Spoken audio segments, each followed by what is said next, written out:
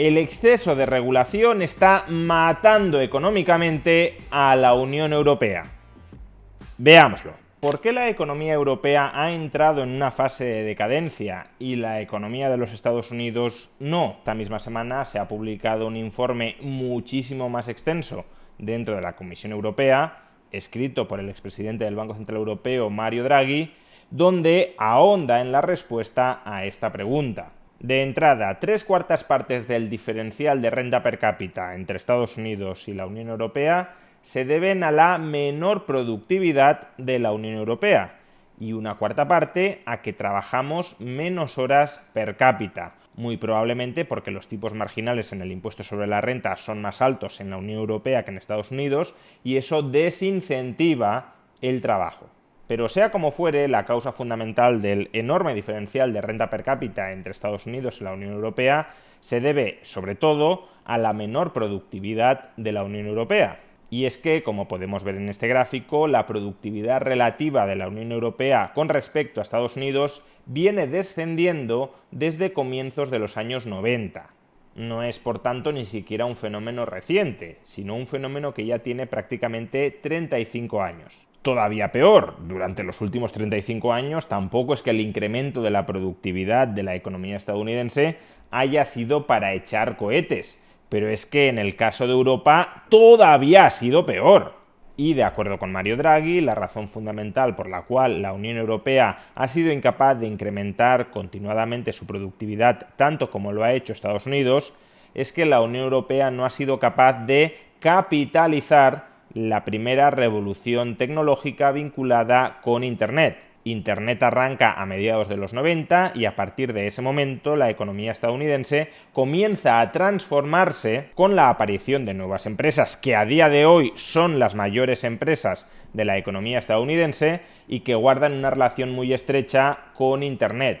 Algo similar a lo que hoy podría estar sucediendo con la inteligencia artificial. Pues bien, en estas revoluciones tecnológicas desde mediados de los 90, Europa ni ha pinchado ni ha cortado. No hay grandes empresas europeas vinculadas ni con Internet ni con la inteligencia artificial. Y esto es fundamentalmente así porque no se invierte dentro de Europa en el sector tecnológico.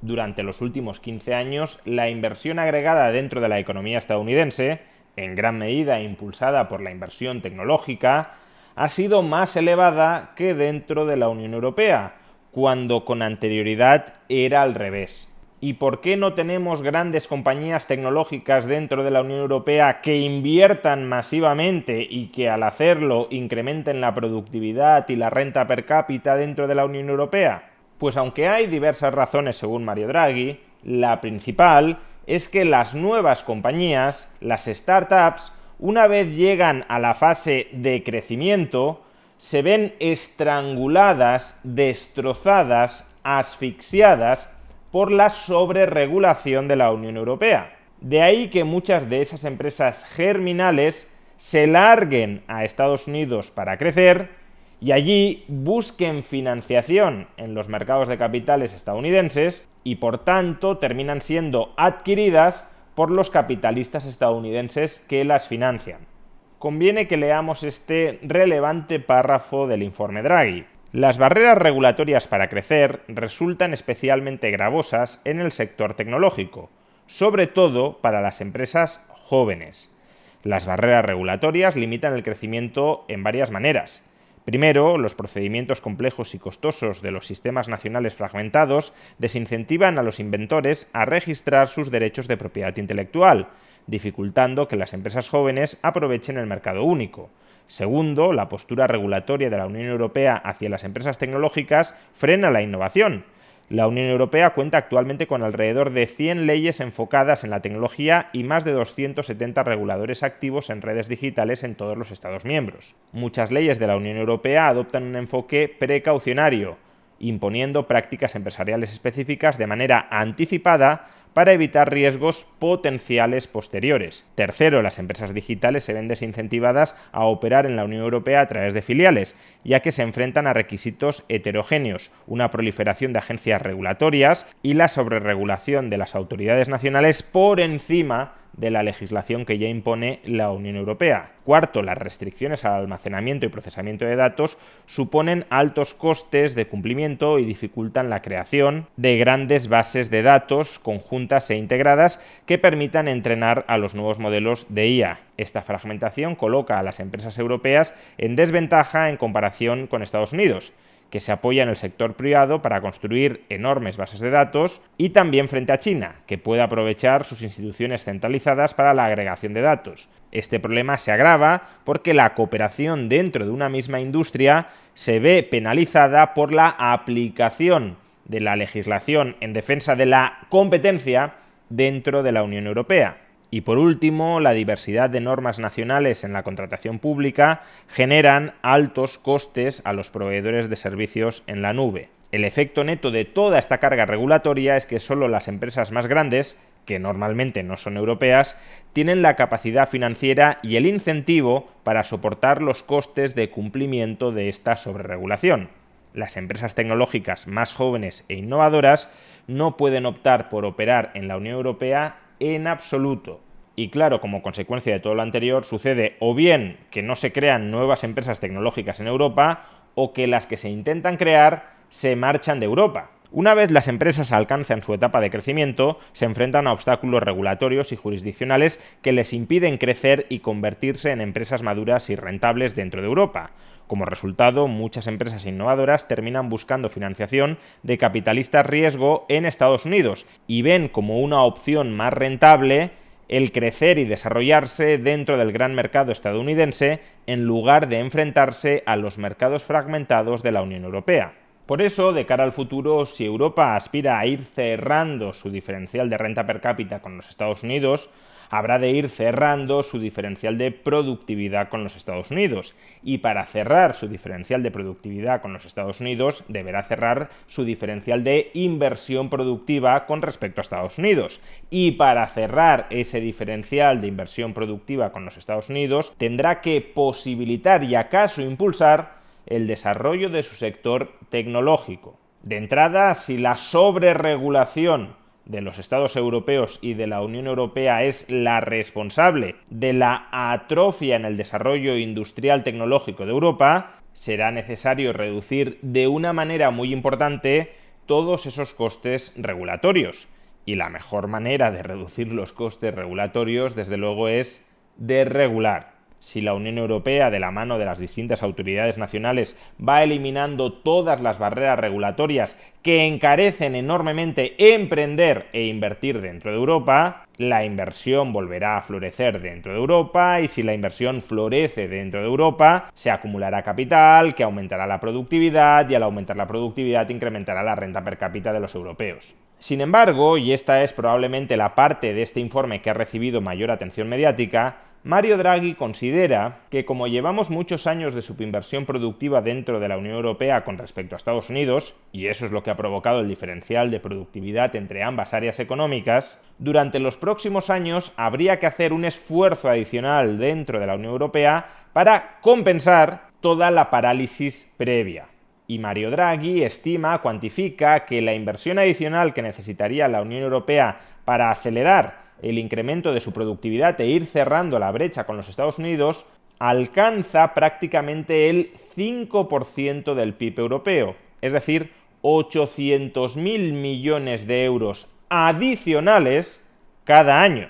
Actualmente la inversión productiva dentro del conjunto de la Unión Europea asciende más o menos al 22% del PIB, y Mario Draghi considera que debería elevarse al 27% del PIB. Y aquí es donde han aparecido muchos titulares confusos o que pretenden confundir en los medios de comunicación. Mario Draghi no está diciendo en este informe que ese diferencial de inversión entre el 22% del PIB y el 27% del PIB al que habría que aspirar es un diferencial que deba ser cubierto por inversión pública o por gasto público. Lo que está diciendo es que el total de la inversión dentro de Europa, que es una inversión mayoritariamente privada, debe elevarse del 22% al 27% si queremos cerrar la brecha de productividad con los Estados Unidos. Que cuidado, Mario Draghi es un socialdemócrata de pies a cabeza y por supuesto que quiere que los Estados miembros y sobre todo la Unión Europea inviertan directamente mucho más para elevar la inversión agregada dentro de la Unión Europea. Pero ni siquiera Draghi está planteando que esos 800.000 millones de euros en inversión agregada adicional por año deban ser financiados todos ellos por la Unión Europea. Lo que dice es que la inversión debería elevarse primero rebajando los costes regulatorios para incrementar la rentabilidad de las inversiones, segundo, reduciendo los costes de financiación, unificando los mercados de capitales de la Unión Europea para que sea más barato, más sencillo para las pequeñas y medianas empresas acceder a capital que impulse su crecimiento. Y en tercer lugar, si todo lo anterior no es suficiente y Mario Draghi cree que no sería suficiente, inversión pública suplementaria. Él mismo aclara que considera que en el mejor de los casos solo será necesario que un 20% de esos 800.000 millones de euros sea cubierto por inversión pública directa y en el peor de los casos la mitad, el 50%, pero en absoluto la totalidad de los 800.000 millones de euros. Es decir, que en el escenario optimista de Mario Draghi, el conjunto de la Unión Europea debería incrementar la inversión pública directa en el equivalente al 1% del PIB, que para ponerlo en perspectiva es menos de lo que el Estado español se gastó en revalorizar las pensiones en el año 2022. Por supuesto, y desde una perspectiva liberal, podríamos plantearnos qué capacidad tienen los Estados europeos para gestionar inversiones públicas directas adicionales cada año de entre 160.000 y 400.000 millones de euros. Si la gestión de los fondos europeos, que en asignaciones directas han sido 340.000 millones de euros, a gastar en 6 años, es decir, una media de unos 60.000 millones de euros anuales en toda la Unión Europea, si la gestión de esos fondos ha sido, en general, tan desastrosa y no parece haber tenido un impacto demasiado relevante en nuestra productividad, ¿qué sucedería si en lugar de gastar 60.000 millones de euros al año, tuviéramos que gastar, los políticos europeos tuvieran que decidir cómo gastar 400.000 millones de euros anuales? Pues el despilfarro y la captura de rentas por parte de aquellos agentes mejor conectados con el poder político sería del todo escandaloso. Porque una cosa es escribir sobre un papel en un informe los estados europeos deberían incrementar sus inversiones productivas en 400.000 millones de euros anuales, y otra muy distinta que los estados europeos tengan la capacidad y la voluntad sincera de destinar esos 400.000 millones de euros extraídos coactivamente del bolsillo de los contribuyentes a inversiones productivas. Ni son capaces, es decir, no pueden detectar cada año inversiones productivas rentables, generadoras de valor, por importe de 400.000 millones de euros, ni, aunque lo fueran, mucho de ese dinero iría a parar a esas inversiones productivas, sino a los bolsillos de aquellos lobbies que sean más hábiles para camelarse a nuestra casta política. Por tanto, sí, Europa tiene un problema muy grave de productividad por falta de inversión interna en aquellos nuevos sectores industriales, como el tecnológico, que tienen una mayor capacidad de lograr esos aumentos continuados de la productividad en una economía. Y la razón originaria de ese estancamiento de la productividad es la sobreregulación de la Unión Europea.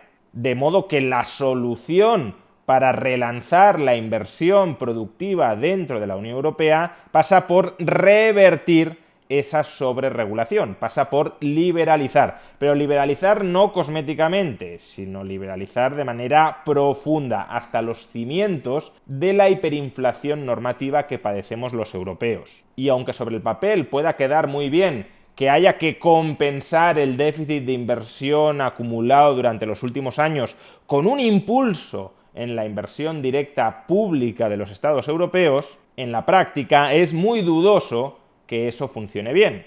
Así que liberalicen la economía europea y dejen a los contribuyentes tranquilos.